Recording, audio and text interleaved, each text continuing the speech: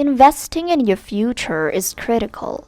You should save money if you want to have a solid retirement fund, if you want to build wealth or something like that. We've all heard about how important it is to save money for a variety of reasons. But what if we told you that it's not all it's cracked up to be? What if we told you that when you save money, you actually lose money in the long run? I'm sure you're thinking it's absurd, right? But you'd be mistaken. A lot of folks aren't aware of this, but when it comes to long-term savings, one factor that is often overlooked is inflation. As a result, we're going to show you why saving money isn't a good method to protect your financial future today. Hi there, and welcome to Luxsio, where we give you the inside scoop of the latest trends in luxury, lifestyle, and business. If you are new to our channel, hit that subscribe button and the notification bell to not miss out on more inspiring videos and connect with a like-minded community interested in building wealth. Let's talk about the problems with savings accounts. Saving money in a bank as a long-term goal, whether for retirement or simply to have money working for you, is a misguided concept. It's because of inflation, summed in just one word. However, we can fully comprehend the impact of inflation. We must first grasp how savings accounts work. As a result, saving accounts are actually quite simple. You go to a bank and ask for a bank account to be opened. It's possible that you'll be asked to pay a little deposit and that's it. You've got your money in a savings account. Your money in your savings account isn't static, but it does change with time. The interest is calculated over particular periods of time since the bank pays interest. For example, if you have $10,000 in a savings account with a 1% annual interest rate, after a year, you'll get an extra $100 in your account. In most circumstances, the interest is compounded, which means you gain money from both your deposits and the interest rate's earnings. You would earn 1% of your new amount if you continue the previous example after the second year. As a result, instead of only receiving $100, you will receive an additional $101. The more money you have, the more interest you'll get, and it continues to be compounded. The amount of money your savings will earn over time is determined by this. As a side note, if you've ever wondered why banks give you money to save, it's because they lend your money to other customers. So the interest you earn on your savings is essentially the same as the interest they earn on loans or credit cards. So it's not surprising that they give you money to save. You might be wondering, what's the issue with this? I don't have to do anything if I leave money in the bank, since they give me additional money. It's all good. But that would be sufficient in a perfect world. We don't, however, live in a perfect world right now. Inflation is the pace at which a currency's value decreases over time. The price level of fundamental products and services frequently rises as a result of this. As a result, this rate is expressed as a percentage. If it's too broad a definition, let's make it even more straightforward. The more inflation there is, the less your money is worth because items are getting more expensive. Let's look at a simple scenario.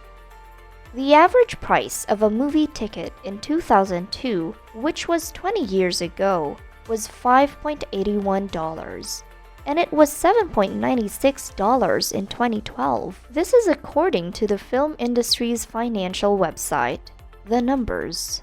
Depending on where you reside in 2022, it's around $9.16.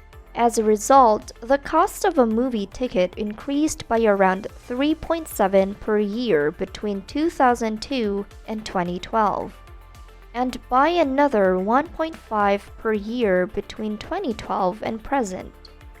That's the result of inflation. Your money loses value as items become more expensive. It was worth more than it is now 10 years ago. However, items cost more, and this is a common occurrence. The issue is that not everything, including savings accounts, is to blame. You can see where this is going. The money in a savings account will now be worth less than it was when it was deposited if the interest earned isn't more than the rate of inflation that year. I guess all I have to do now is to find a savings account that has an interest rate that is higher than the average rate of inflation. Well, my sweetheart, I wish you the best of luck. According to the Federal Deposit Insurance Company, or FDIC, interest rates for bank accounts are not unusually high. For a typical savings account, the national average API is just 0.07%.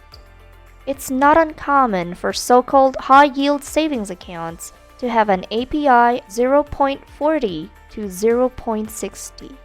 What was the rate of inflation in 2021? A whopping 7.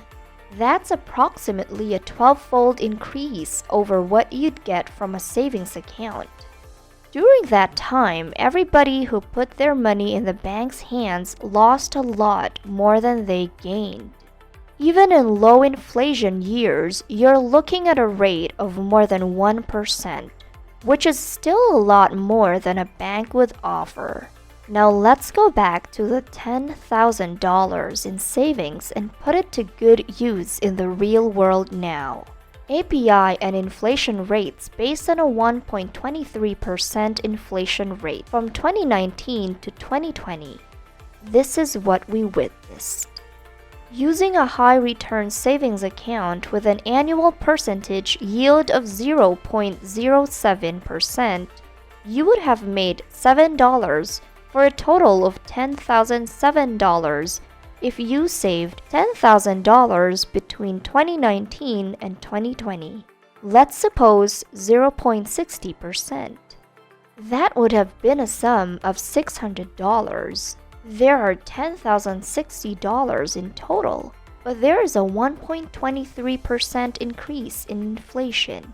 That $10,007 is actually worth $9,984. Consequently, you actually lost $116 on the higher end of the $10,060 range, making the $10,060 range roughly $9,936.30. As a result, you've lost a total of $64. Inflation and long-term savings are two issues that need to be addressed. You're not making money. You're losing money by investing your money. If the goal is to make a long-term profit, and if you want to stay ahead of the curve in terms of inflation, you should invest rather than save. Although almost everyone knows what an investment is, only a small percentage of people understand how buying something that appreciates in value over time is a good method to both save and earn money. This is what people mean when they say you need to make money. You should put your money into products that will appreciate in value over time. What those things are, of course, varies greatly, and what works best for you in terms of investing options will be determined by how well you understand finances and the many markets available. Perhaps you're in a great position to invest in real estate or perhaps stocks. As the value of the stocks rises in comparison to the value of the underlying business they represent, you will benefit more. It's also possible to invest in cryptocurrency. However, this comes with a higher level of risk, even whether it's a premium item or a collectible. An investment choice could be a limited edition comic book or a high-end watch. It may seem insignificant, but history has shown that these items may be extremely valuable over time. The greatest and most secure long-term investment possibilities are listed below, and they are all based on looking at the market. Bank-issued certificates of deposit, sometimes known as CDs, are a type of savings account that pays a higher rate of interest than typical savings accounts. Certificates are available for a period of 1 to 2 years. The primary disadvantage is that they will keep your money locked up for a certain amount of time, but the longer you keep it locked up, the greater the interest rates will be. If you're looking for a long-term investment, look into the S&P 500 index funds. Because index funds such as the S&P 500 are index funds, they provide you with immediate diversification. You can invest in the top 500 firms in the United States, such as Amazon or Berkshire Hathaway dividend stock funds, by using the SP 500 index. Stocks are always a dangerous investment because you can never be sure how the market will perform. You can, however, lower your risk by selecting the dividend-paying stocks. This is a percentage of the company's profit. This can be a great way to go if you can discover a firm with a good reputation. Lastly, there's the option of renting and real estate. Buying and renting out real estate can be a great method to make money in the long run if you have the time and patience to manage it. Inflation is taken into account while calculating rent pricing, so you know you won't have to worry about it. But you also have to keep in mind that you may have to deal with costly maintenance and finding suitable tenants on occasion. Short-term versus long-term savings, of course. We'd like to make it clear that keeping money in the bank account isn't always a terrible thing. It's a lot better than having money stashed under a mattress. When it comes to long-term projects, though, savings aren't very helpful. Even with high APY accounts, as we've shown, inflation will depreciate the value of your savings over time. As a result, the longer your money sits in a bank account, the more money you'll lose. However, this does not rule out the possibility of using such a method to save money.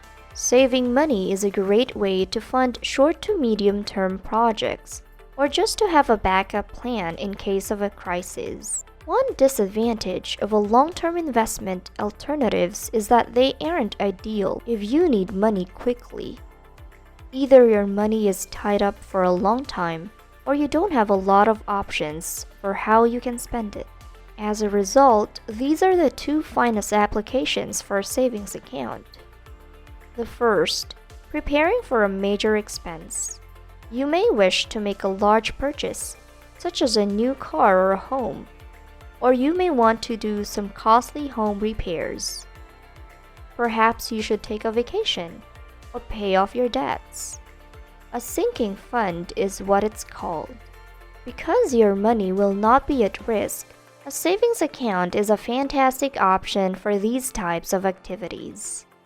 It's simple to keep track of it and make deposits. If you know what you want to do with the money, you can simply budget around the number of deposits you make and the fixed amount in your bank account. Also, you most likely have a decent concept of when you'd like to do it. Number 2, an emergency fund. A savings account is a great way to put money aside for a rainy day. Although the money won't grow as fast as other investment options, you can rest assured that it will always be there when you need it. Isn't that the whole point? If you don't have any plans for the money you put aside in an emergency fund, it's because you don't have a precise plan for it. You never know when or why you'll need it, but it's a way to be prepared in case of an emergency, and it gives you a lot of comfort. It is simple to open a savings account. They provide you with rapid access to your money and keep it in a safe place. In the short to medium term, they are excellent solutions for money management. If your goal is to put your money to work, don't use them to save for retirement, or at the very least, not as your only alternative. Stocks, bonds, and other types of investments are better choices. Alternative possibilities such as renting a home. Depending on how much danger you're willing to take, you'll have to figure out what works best for you. On the other hand, you don't want to lose money on your investments. Just make sure you've done your research and figured out how each option works. If you've made it to the end of this video, I want to know if you think saving money makes you broke. Do you have any financial tips you could share? Let me know in the comments down below. Once again, thank you for watching and make sure to like this video and subscribe to our channel if you want more videos like this.